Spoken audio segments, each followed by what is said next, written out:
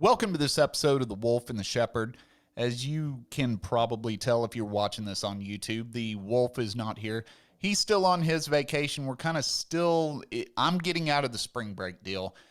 His vacation lasted longer. I'm a little bit jealous of that, but hey, that's okay. I hope he's having a great time on his vacation. We actually haven't texted all that much during the vacation because some of it was a vacation from the podcast and all that, recentering like we told y'all. So it's been fun for me. I know he's probably having fun too. But today I've got with me Joshua Broome, and a fascinating story. Can't wait to get into this. Joshua, glad you could join us today.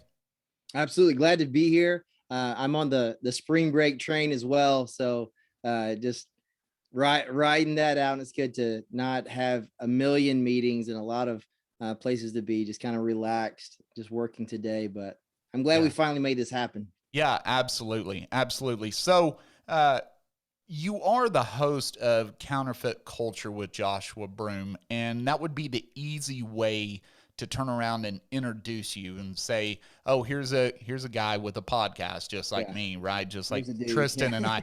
That's an easy one. And for those folks that don't know your backstory, which absolutely still blows me away. I've read a little bit up on you. I kind of cheated a little bit. Usually I don't try to do too much, digging into people's past and everything and try to learn about them because I want to learn about it during the podcast, right? Right. But your story is just so absolutely fascinating.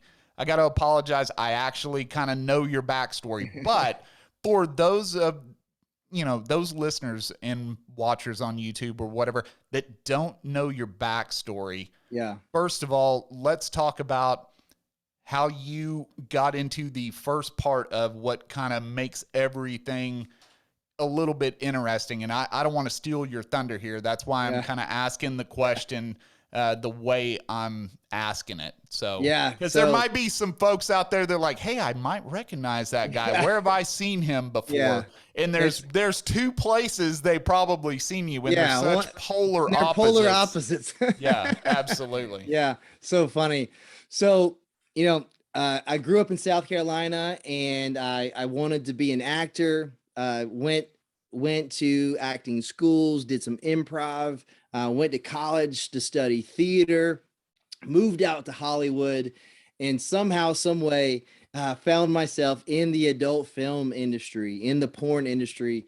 And I was in that industry for 6 years. I did over 1,000 movies, and I was nominated for Best Male Performer 3 times, and I won it once. But yeah, it was just a really bizarre ride, a bizarre time in my life. So that took up most of my 20s. Like I started in the industry when I was around 22, and I left the industry at 29. Wow. So 7 years in the industry. So not that we are going to try to make this into a, how do I get into the porn business? But how do you get into the porn business? Yeah, so number one, as a guy, it's pretty much impossible. Like for a girl, different story, but for a guy, pretty impossible. But the way I ended up in the industry is I was living in West Hollywood, just like anyone else that lives in Hollywood. You might be doing, X, Y, and Z. You might be an actor or a model or a producer or a designer, but you also work at Starbucks or at a restaurant or wherever because it's incredibly expensive and you're probably living beyond your means. So I was living in Hollywood and it was very expensive and I was living far beyond my means. So I found myself working at a restaurant called Saddle Ranch. So Saddle Ranch is a really popular place in West Hollywood. It's on Sunset Boulevard. And it's this like crazy place that until about 8 p.m., 9 p.m., really great restaurant. Just happens to have a mechanical bull in the middle of the restaurant. But a neat place to visit, a lot of tourists.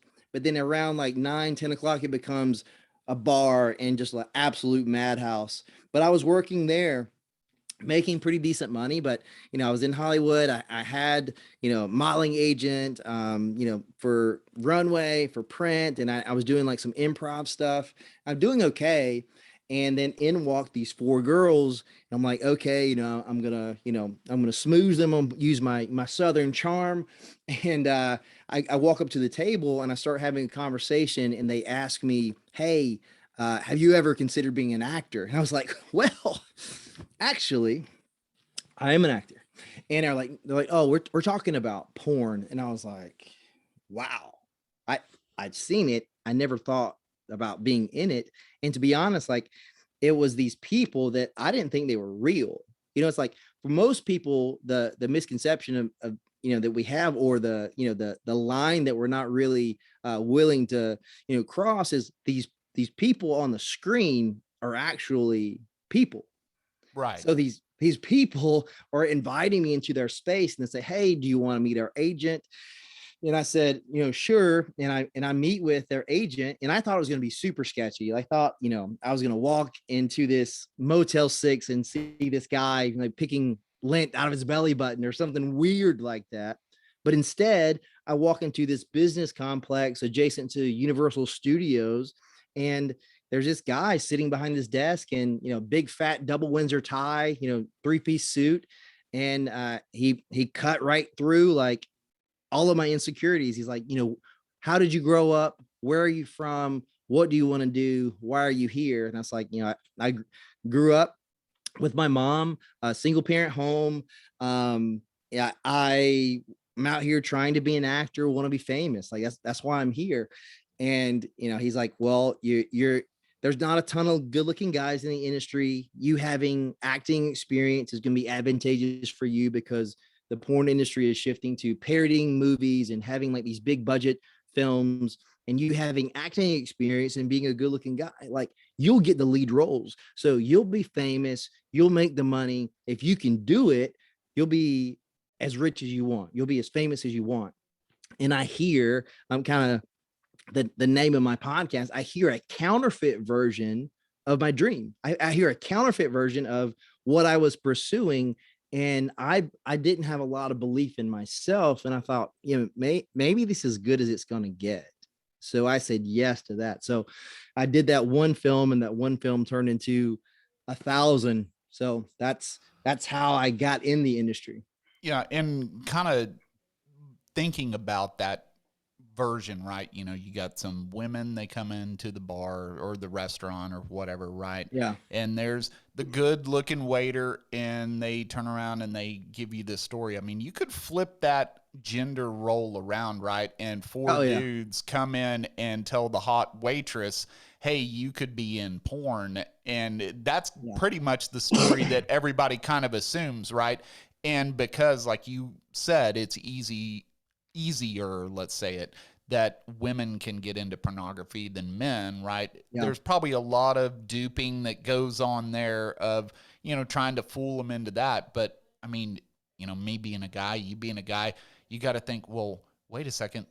These women are trying to get me in the porn business. I mean, that's got to be a confidence booster, right? They're not telling Yeah. the average dude that they can Right. do this. So Yeah. you looking at acting, right? And then of course that old stereotype, it's like, well, you tried it at the acting gig, you didn't get the Yeah. real acting gig, right? Right. So then you end up there. I mean, did that kind of tear you up a little bit inside? Like, well, I can't be a real actor, so now I'm going to have to be a porn actor. Yeah. I mean, the unfortunate thing for me is that and it happens a lot of the times that our in our lack of patience, or our lack of like willing to put in the work, and us wanting, just as a westernized culture, us wanting instantaneous gratification, instantaneous success. um the reality is I was actually doing pretty well. I'd actually landed a few lead gigs in films, and I was doing pretty well in modeling. And if I would have just been patient, like I don't know what could have happened. I don't know, but like I wasn't scraping by. But that, yes, immediately dismantled and destroyed everything that I'd done over the last 10 years, because it breached, it clearly breached every contract that I had signed. It's like, if I compromise myself in such a way that it looks, negatively on them, then that's a breach of contract. So I got fired. Everything that I've been pursuing, since I was 14 years old, it's like, I want to make it, want to make it. And I just like, took a grenade and just threw it right at everything that I'd accomplished thus far. And kind of, I got a clean slate, and really nothing else to do because I had done a little bit of personal training and then acting and modeling. And like, I didn't have a plan B. Like my plan A, like growing up, was to be in the NBA, but I ended up being 6'2" instead of 6'5", and I can shoot really well, but then there's this whole defense thing, so that didn't work out. So yeah, man, it's like I kind of just saw what I believed my life was going to look like, and before I even gave it an opportunity to get there, I ruined it. Yeah, no, I can totally see that. And what time frame, like when are we talking about, like year wise? You Yeah, mentioned so you this is were like in for like 2005 to 2012. okay. So I mean, obviously the internet's around, right? But then you don't have back then something like OnlyFans. Right, Right. right. Which, I mean, it is kind of a big deal now. It's kind of like the music version of being the independent artist. You can go Yeah. do OnlyFans. So you didn't have that back then. Do you think with the whole OnlyFans revolution that we kind of have now, that if that would have been available to you back then, you might have jumped on that bandwagon?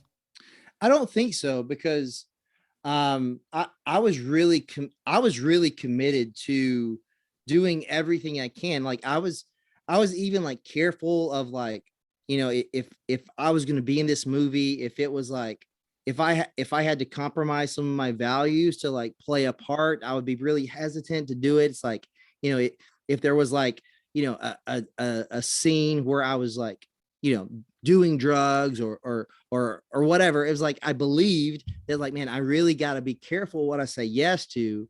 And then me thinking that, then I said yes to like everything. It's like the things that I said yes to was just like crazy. But I don't. Almost the old thing of, hey, $20 is $20. Yeah. Oh, absolutely. Absolutely.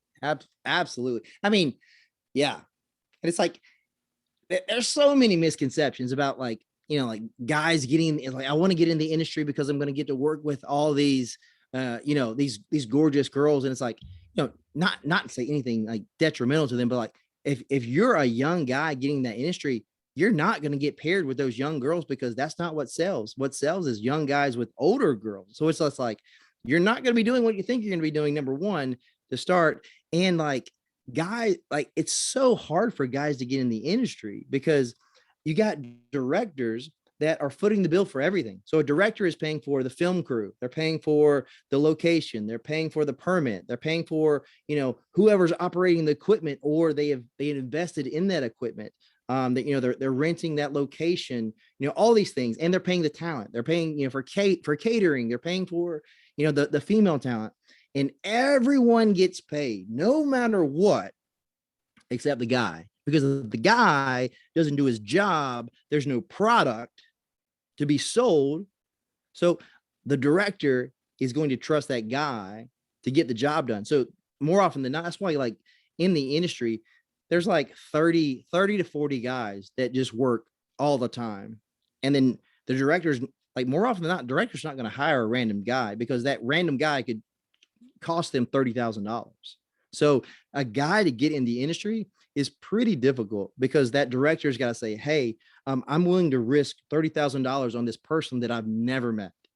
Right. So And so you're building up your resume. So this director slash executive producer slash funder of the whole project, right? yeah, He already knows, hey, he did this before. I know he can do it again. right. And so the risk is much less, correct? Yeah, absolutely. And that's why, like, and the guys, it's like, it's as a guy, like, you're not like that relevant. It's just like, as long as you can get the job done, the director is going to hire you over and over and over again. That's why like girls, they'll cycle through so quick, because A, they're not shooting as often, and B, it's like, it's just like, it's not even like, it's just more is more. It's just, just content upon content upon content. Like, it doesn't matter who it is, where it is, whatever, just shoot it. Right, makes sense. So, you're basically kind of at the top of the game, right? I mean, Yeah. you've been in 6, 7 years, won an award. I'm guessing, was that the only award that you won, or I won 5 or 6 awards okay? over the All over right, the so you're literally an award-winning actor, yeah. and one day you decide, I'm done. I'm Yeah. walking away. I mean, I'm not going to say you are the absolute top of the game, but I mean, you've proven yourself, right? You've got all these movies under your belt. You've Right. won awards. You have other people saying you're good at what you're doing. You're one of the best, because there's people that get nominated. They don't win. You've won this stuff, but one day you say, no more. Why? Yeah, it was like, as someone who has a very high achiever personality, that was kind of the thing that I always would put my cap on. Like, I had to be the best. I had to be the best in scholastics. I had to be the best in sports. I had to get the girl that no one else could get. I had to get the most girls. I had to do in I was in a fraternity in college. Like, I had to drink the most beer. I had to eat the most chicken wings, like whatever it was. I had to be the best. I had to do the most. I had to be the most outrageous. And it was essentially, looking back on it, like trying to cover up my insecurities. But like, being in the industry, winning performer of the year, there's 5 people nominated, and if you win, there's a group of people saying that your collection of work in that year, you've proven yourself to be the best in the industry. I was nominated for that award three years in a row, and in 2012 I won that award. And when I won that award, I believed prior to that, if I had that award, it would feel this feeling like I wasn't enough. I would feel that happiness. If I had the money, well, I made over $1 million. If I traveled the world, I went to literally any place I've ever wanted to go. I've been there. So, and I had, all the sex that I thought, like, well, if I did this and this, did this crazy thing, and did this and did that, so everything on this checklist I had, the only thing that was left was that award. If I have all this, I'll be happy. And when I won the award, it actually illuminated my brokenness. It amplified this feeling of, well, it didn't work. And like, that's when I like really started to like struggle with depression, and really going through the process where like I was ready to take my life, but I wasn't willing to do what it took to do so. And as that depression grew, the gap between me willing to do that and the consequences, it continued to get smaller. So, one thing I think a lot of people don't understand, and maybe you could shed some light on this. So, I mean, I remember growing up, one of my favorite bands was Nirvana. And you have Kurt Cobain, who is literally on the top of the world, Yeah.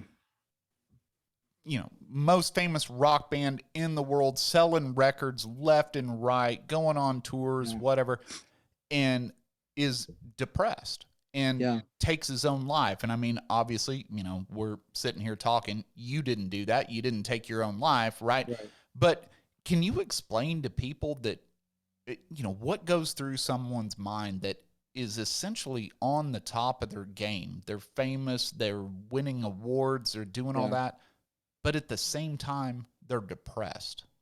Yeah. I mean, I think like it was as I increased in success, and as like, I saw my bank account grow, as it's like I wanted this, like this Breitling by Bentley watch, and I got that. It's like, it had $20,000 watch. It's like, once I have that watch, like, it's like I'll feel good about myself walking around with that. And it's like, once once I have this vacation spot, and once I do that, or once I go this place, and then after I done all those things, it's like I was kind of like, what else is there? It's like, man, if this is not it, because I told myself, man, if I had this, someone listening right now, if I had the girl, if I had the car, if I had the home, if whatever it is, whatever material thing or relational thing that you believe, or even success in business, if I have the thing, it's going to bring you happiness. Well, happiness is circumstantial and it's momentary, because sure, I felt happy in moments, but when I laid my head down at the end of the day, I realized that I'd not accomplished anything that I really set out to accomplish. And actually, I've let a lot of people down. I've hurt the people that invested in me at a very early age. And just for me, it's like, man, I like, sure, like people know my name and this and that, but at the end of the day, I'm a prostitute. That doesn't feel very good. And at the end of the day, I lay my head down on a pillow, and I'm sure as heck not proud of what I've done. And I think like that was it for me. That was the thing that continued to just like spiral in my head, is like I wasn't accomplishing anything, and I surely wasn't proud of what I was doing, even though there was monetary gain that superseded anything that I thought I would ever be able to attain. Like, it didn't make it feel any different.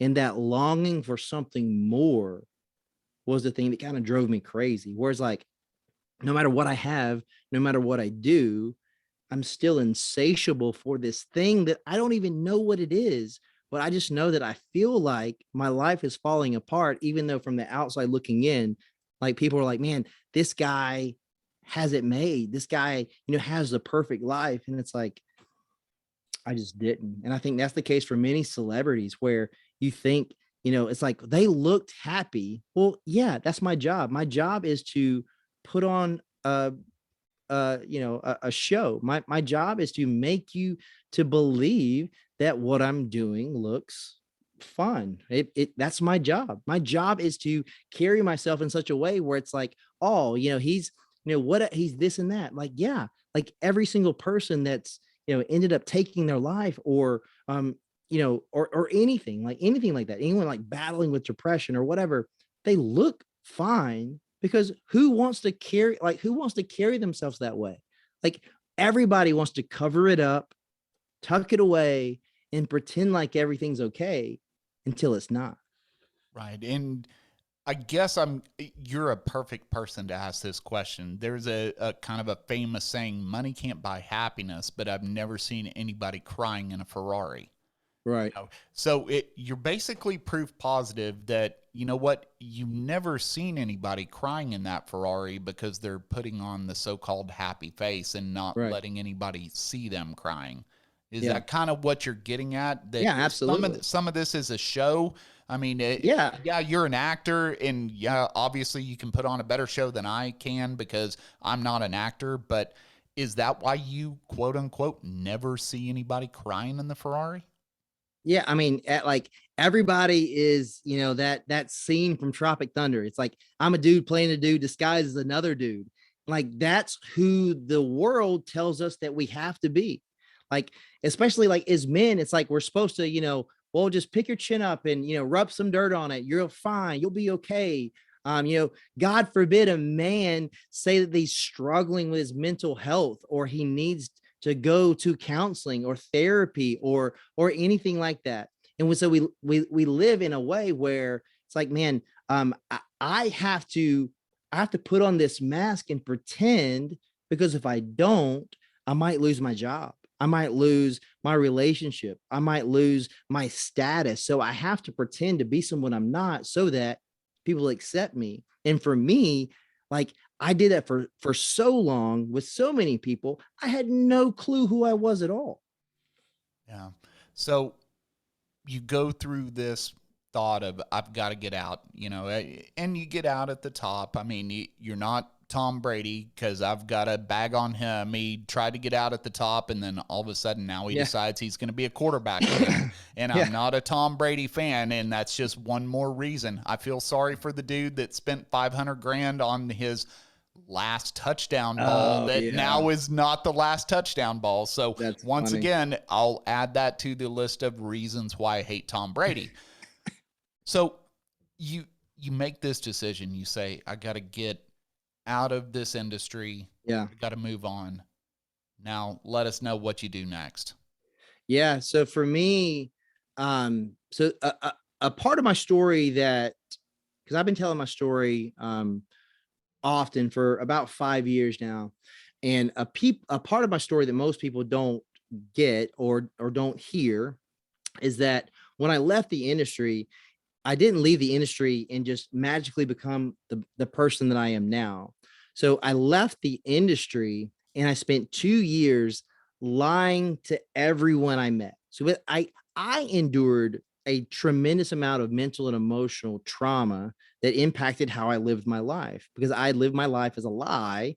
Like I didn't know who I was, and because of what I did on a daily basis, because literally 1,000 films in the time I was in the industry, and they don't really shoot in December and January. So it's like I was almost working every day. I was shooting like 20, 25 times a month. At the end of the industry, there was about a year period where no one was even calling me by my real name, because I had kind of pushed all the real relationships away, and that's just who I was. So I'm living this life and I leave, and there was a 2 year period that I lied to everyone I met. I covered it up until I was found out. And it happened pretty quickly because, back then, 10 years ago, it like Skinemax was really popular. So like all the like, not even there's no such thing as like late night anymore. It's all Right. that. But like, something that, I would do very often. Like I was the lead in like 20 or 30 different movies that were on HBO and Cinemax. So that on top of me winning that award and just being in all this content everywhere I went, you're that guy, you're that guy, you're that guy, you're that guy. And I would lie until I was found out, and then So someone would when hear. right, but when you say you're lying, you're trying to cover up your Yeah. identity is what Yeah, you're yeah. It's talking like, about. yeah, like where it's like you lived in California. I'm like, yeah, I was in California, tried to do a little bit of acting, whatever, blah, blah, blah. Don't Google me, please. It's like so Right. I mean that's how it would go. But like within days, I would try to date someone, someone in the circle would tell them, and then about 2 years of that. But all the while, I started working at a gym, and something that my mom, taught me was, to love people and to have good work ethic. And that work ethic, I was like, okay, I'm gonna start at the bottom, and I was cleaning bathrooms and, cleaning the parking lot and, working every shift that I could. And I was like, I didn't know what else to do. Like personal training was it. And I knew I didn't want to be on camera because, no one probably would want to hire me, number one. And number two, I didn't want to do that anymore. And so I worked my way up, became a manager, and then at another gym in the area. And so I was in North Carolina at the time. And then another gym had an opening for a head coach job, which is essentially kind of like a general manager position. And I interviewed for it and got the position. So things in my life were starting to go better, but like constantly, like I would have night terrors almost every night, and it would be like me, like just interacting in a normal day, but all of a sudden I would be nude, and people would be pointing to me. It's like, oh, you're that guy, you're that guy. And it was this fear that I lived with, that like, man, I just want to be a normal person. I just don't want to be the porn guy. I just don't want to be that person anymore. And it was just impossible. But even though it was impossible, I would lie to people about my past. I would make things up about my dad. I I would, because I didn't grow up with a dad, I would make stories up about him because I was embarrassed that the reality was I lived in the same town he lived in, and he was 16 and just chose not to be my father. And in retrospect, it's like, I can understand that, a 16-year-old not wanting the responsibility of raising a child. Like, I can understand that. But like at the time, I felt embarrassed by that. So I would make lies up about it. And I working at this gym, and this girl comes in, and Southern Charm. I'm like, okay, and I'm gonna put your equipment away for you. She's like, no, I can do that myself. I was like, oh, okay. Like, well, can I take you out to dinner? She's like, nah, I'm okay. It's like, man, because I mean, to be honest, like I wasn't really someone saying no to me was like, oh, Yeah, wow. you're not used to that, right? You're used to always getting yes Yeah. and not the Yeah. rejection. Yeah. And I was just like, wow. And she's like, you know what? Well, we can go for a run. It's like, hate running. But it's like more like, I want to lift weights. I want to like sprint. I want to go fast. Lift heavy. Like, that's the kind of stuff I like to do. But I was like, run, go for a long run. I'm like, I guess whatever it takes. So I was like, okay. And we met at this park, and we got there, and I just had this like weight on me. It's like, I feel like I need to tell her the truth, because, to be honest, like, I'd hurt a lot of people because of truth that I didn't share with him. And I was like, okay, I was like, I'm just going to be honest with her. I'm like, hey, as our run began, it turned into a walk very quickly. And I was like, hey, I just want to tell you something. Um, I did a little bit of porn. She's like, excuse me, what you say? I was like, you know what? I was like, I'm going to man up, tell the truth. And then I told her everything. I told her stuff that she didn't want to hear, I'm sure, that wasn't even necessary. But I just like laid it all out there. And then she's looking at me like, holy moly, And after a few minutes, she's like, well, I didn't expect for you to say that. And I want you to know this, though. So the worst thing that you've ever done, like your past, that doesn't define who you are. And the greatest thing you'll ever accomplish, like whatever you ever do in life that is amazing, that doesn't define who you are either. I believe that God defines who you are. Do you know who God is? And just like, me with every single person, I put on that dating mask, right? So when you're on a date, more often than not, you're not yourself. You're the version of yourself you believe that the other person wants you to be. Whatever you want to hear, yes, I'm that. So I want you to be a Christian. So I was like, okay, I grew up going to church. Yes, I'm a Christian. I was like, yeah, like I believe that God is real. I believe that time, space, and matter came into existence at the same time, and there had to be a catalyst for that force that created all those things. Yes, makes sense. Yeah. And she's like, well, what does your relationship with Jesus look like? Like, what does your prayer life look like? And I was like, mm, yeah, Not so good. yeah. And I was like, Yeah. and then like in that moment, I realized like what she was describing, like I did not have that. And it's like, if that was being a Christian, I had been wrong for a long time, because I believed, the two boxes you need to check. Do I believe God is real? Yep. Do I believe God created everything? Yep. So yeah, I'm a Christian. And so she challenged me a little bit.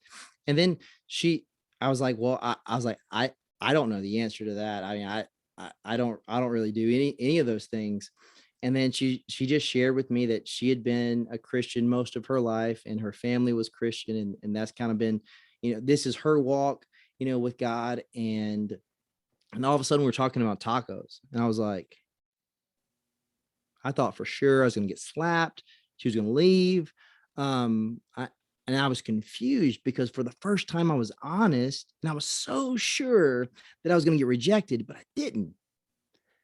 And she heard my mess, and she didn't run. She was like, well, those things may be true about you, but that doesn't make you who you are. And I think like that's the lie that I believed my whole life. I was a product of my behavior. I was a product of, you know, uh, not having a dad. Like not having those things caused me to believe that I wasn't valuable, or there was something wrong with me, or there was something that I didn't have that I was supposed to have. So I lived my life feeling like I needed to make up for it. And then she said something very different to me. And then she asked me, like, hey, do you want to go to church with me? And I was like, sure. Like you've responded to what I've told you in a way that was really captivating and just kind of like cultivated some curiosity. I was like, I want to know more. And then we ended up going to church later that week, and I heard the gospel. And for me, it's like everything that I heard growing up didn't align with what I was hearing now. And I was hearing that that God created us all, but also there's this sin issue. And Romans 3:23 says that we've all sinned and fall short of the glory of God. So if all people have sinned, all people have this void in their life that can only be filled by Jesus. And I continue hearing more, and it's like, God's grace and his mercy and the way that he sees us, and the fact that Jesus came, as in human form as God, and lived a perfect life and died the death that we deserved. And he did that knowing that I was a mess and that I was imperfect.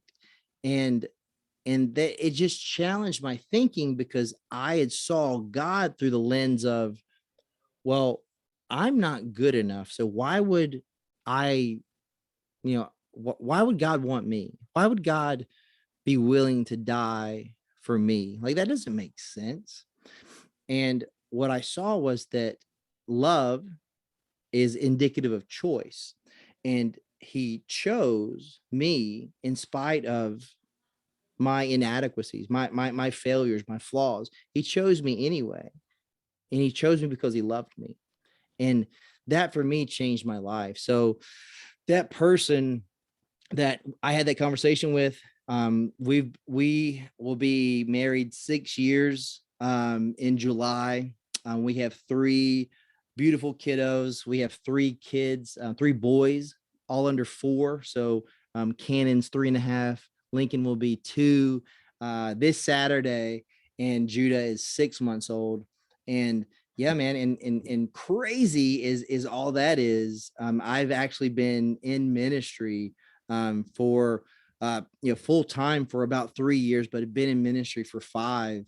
And yeah, so it's like that's my story. Yeah, it's kind of amazing that in you opened up like so many questions I can throw at you, and so I've got like 5 bouncing around in my head. Yeah, So forgive me for kind of bouncing around here of how I'm going to ask some of these, but I kind of think back to the whole Jesus story about some of the folks that he chose to talk to, right? I mean, he didn't talk to, I mean, he talked to everybody. He was comfortable everywhere. But if you read the Bible and you look at some of the folks that Jesus talked to, yeah, I mean, it was prostitutes. yeah, It was tax collectors. yeah. And I'm pretty sure, depending on what side of the fence you're on, maybe you like prostitutes, maybe you don't. But I don't think anybody likes the tax man, right? I mean, Right. I think even the people that work for the IRS, their spouses probably don't even like them because they collect taxes, right? So even Jesus hung out with kind of the bad folks, and he hung out with the good folks too. And even depending on the way that you look at that, you could say, well, there's a lot of questionable stuff that happens in churches. I mean, you have all of the controversy that goes Yeah, on with several churches or whatever. As a pastor yeah, now, I mean, you probably got to face a little bit of adversity, because it's like, who is gonna get behind this ex adult film star turned pastor? Like, why yeah, should we believe this guy? yeah. So I if you look at the Bible, Moses killed a guy. David was the essentially the inventor of pornography. So he saw Bathsheba bathing, and then he took another look, and then he sent a guard to go bring her to him. Maybe that was consensual, maybe it wasn't, but there was an adultery there. And then he killed a guy to try to cover it up. And this is the guy that we say that is after God's own heart. And then Peter, Jesus' right-hand man, denied him 3 times, once to his face. And then we see Paul wrote a majority of the New Testament. And but prior to him being met on, the Damascus Road by Jesus, he was persecuting and ripping Christians out of their homes and having them killed. So I'm in good company because my sin is tangible, and all those people, their sin is tangible, and it's found in the best-selling book of all time, which is the Bible. So in the hands of Christ, you can be redeemed, restored, and used for God in an incredible way. So my answer to that was, do I face pushback? Absolutely. Absolutely. Because hey, how can you do what you do if your stuff's still on the internet? Well, okay. Yes, that's there, but that I'm not talking about myself.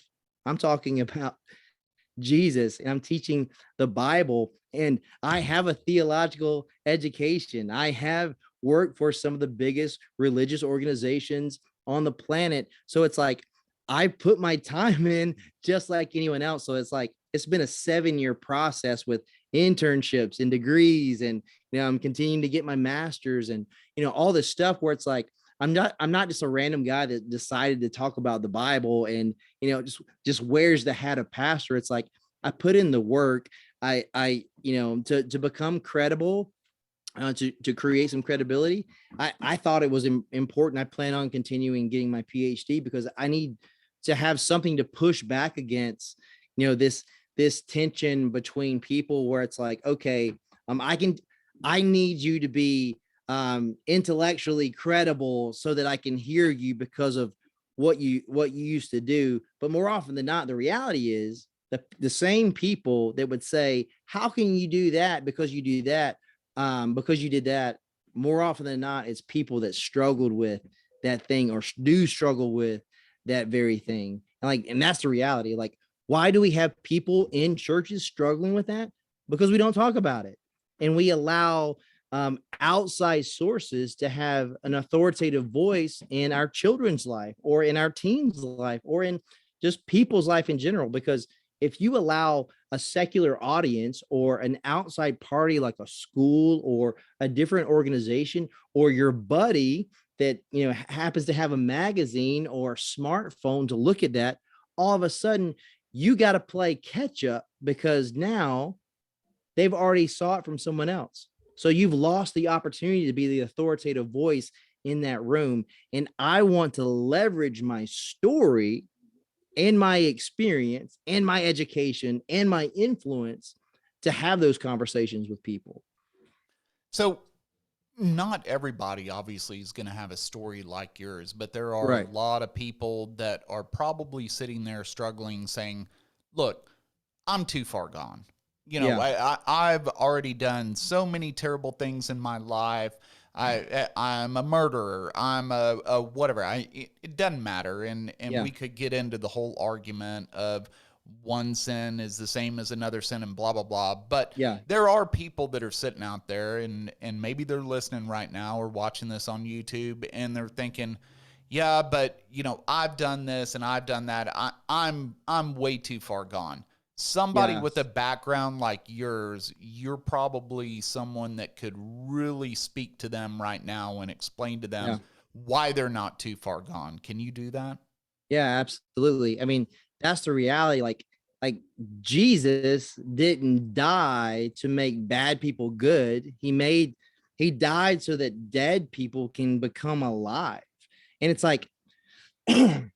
regardless of what you've done, it doesn't have to determine what you do next. That's the beauty of life. Regardless of what you've done, it does not have to determine what you do next. And what I would want to share with people, it's man, you can either allow your past to own you, or you can choose to own it. And when you own your past, like, I'm not saying that everyone needs to, create a platform around going around and telling their story about, hey, here's everything I've ever done in my life that's bad. But I will assure you that there's someone in your life that's going through something that maybe you've just come out of, or maybe that you've overcome years ago. There's someone in your life that's struggling today, that your story can be a voice of hope in their life.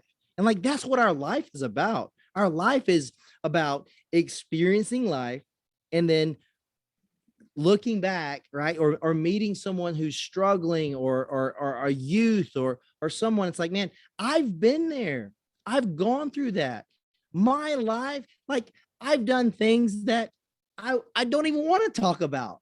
And but I would be willing to, in that moment, say, man, you know what? I did that. And I feel probably the weight of your guilt and your shame. But man, you don't have to carry that. You don't have to allow that to weigh you down. And that's just the truth. It's like, that's the beautiful thing about life. It's like, no matter what you've done, no matter where you are, no matter, who you've hurt, there's always a chance to move on. There's always a life to grow into. There's always a new starting point. Just start where you are today, and you can choose to start moving in a different direction. So one thing I wanted to ask you, and you actually mentioned this a little bit earlier. I mean, the Bible is the all-time number one bestseller ever, right? I Yeah. mean, for centuries, for eons, for decades, choose which kind of time frame you want to pick. I mean, if the New York Times had to list it every week, they'd probably be a little hacked off that they have to keep saying, well, yeah, Bible's still outselling everything, right? Yeah.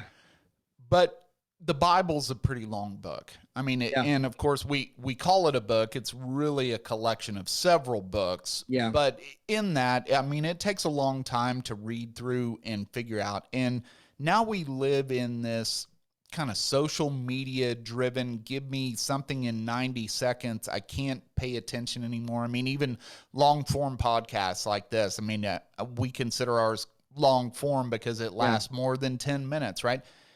How could you turn people around and say, look, I know this is a long book.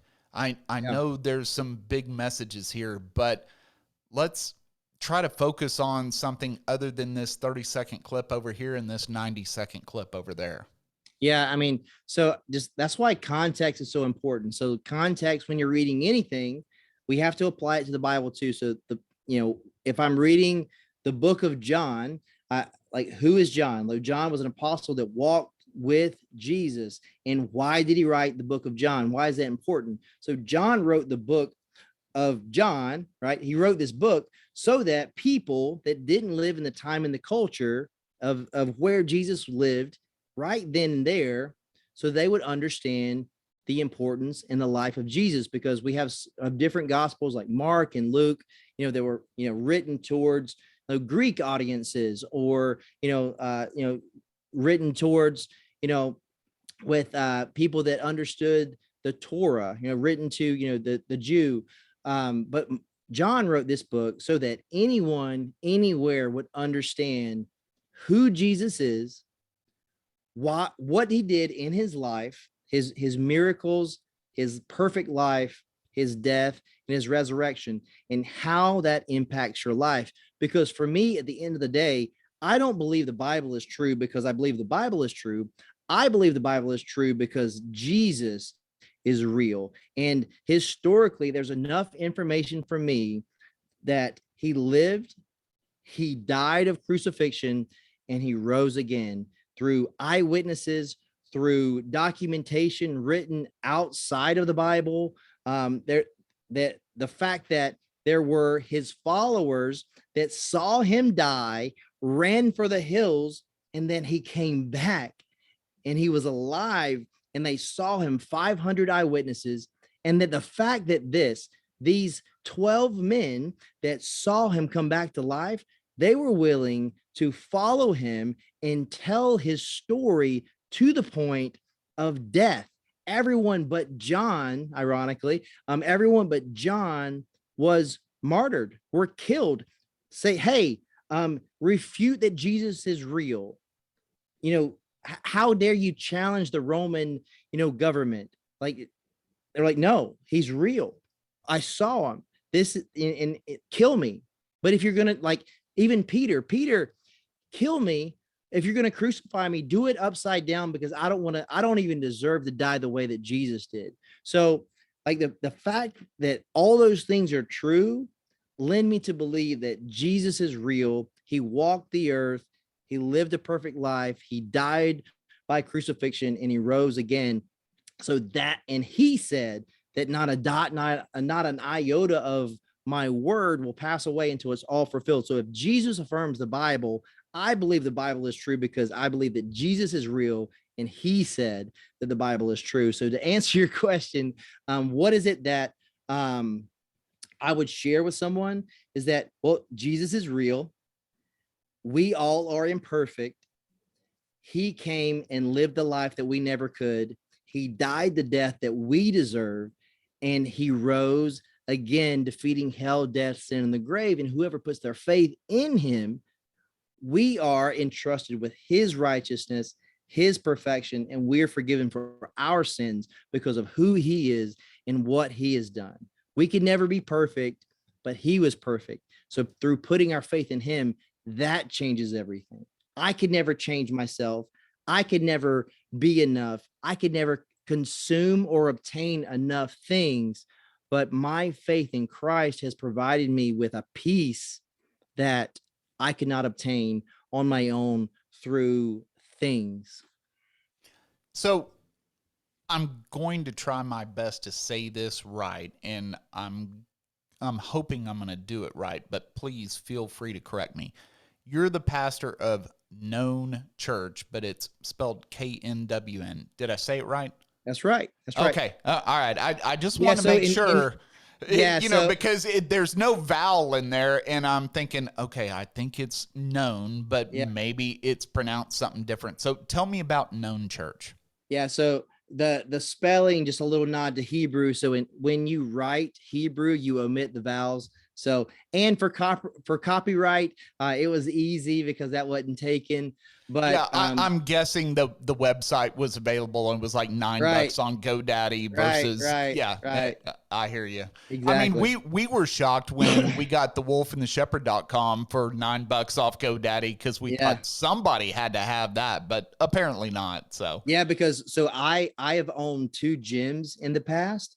And when my wife and I opened our first gym, when we went, we got our LLC and all that stuff, we went through 147 names before we were able to name our gym. So we ended up naming our gym CrossFit Pathway. But CrossFit, any adjective that you could ever imagine is taken. Like anything that has anything to do with dynamics or strength or speed, taken. Don't try it. well, if I was going to start a CrossFit gym, mine would be CrossFitLazy.com, because that's where I'm going to go to. I mean, I don't work out, but anyway, tell us a little bit about the Known Church, where you're located, all that good stuff. Yeah, so Known Church isn't a physical location. So I travel and preach at different churches. So Known Church is a digital ministry that a virtual church, basically. Right. So right? so for the most part, like that's the banner in which I operate. So I do preach at a church, Good News Baptist Church here in Cedar Rapids, Iowa, but I work with an organization called Bless Media based out of Dallas, Texas, and I travel all over, doing preaching engagements, doing leadership talks, sharing my story on podcasts and on shows and things like that. So that's the banner in which we operate. So we planned on planting a physical location, and then COVID happened. And then what was crazy is in the middle of COVID, kind of digital missions kind of took off. So like online church kind of took off because all the churches were closed. And all of a sudden, I was giving these digital sermons in churches in London and, in the Philippines and doing all this stuff. And then I linked up with Fight the New Drug, which is an incredible organization. They're non-religious, non-legislative, but they advocate against pornography in a very unique and science and facts driven way. And I linked up with them, and their team flew out and hung out with our family and did a documentary on my story. And like they put that out there. And it was like right at like not when COVID ended, but like when COVID like kind of took a, kind of a backseat, kind of a back step where people could travel without it being a big deal. And like once that story went out there, we were kind of in the middle of like, are we going to try to like obtain a building, or are we going to do that? Because we were kind of meeting at a different location. And it just made sense for us to continue doing things digitally. And things have been very good for me and my family lately. And it's just, not doing anything remotely close to what I thought I was going to be doing. But, I was in, Manhattan 3 weeks ago, and then Brooklyn the next day. And then I was in Nashville last week, and I'll be in Phoenix next week. And just been just traveling and just sharing my story and preaching and teaching and just doing a lot of cool stuff. But yeah, man, that so known is just the banner in which we operate. So it's not a physical location. I get that question a lot. It's like, man, we want to come to your church. It's like, well, our church wants to come to you, because that's just kind of the banner in which I operate. Gotcha. But so but prior to, oh no, go ahead. I was just gonna say, look, so prior to that, so I was on staff at a church in Oklahoma, and then we left to kind of start our own thing. But yeah. Gotcha. So you're touring around, you're doing some preaching, you're doing some public speaking and all that.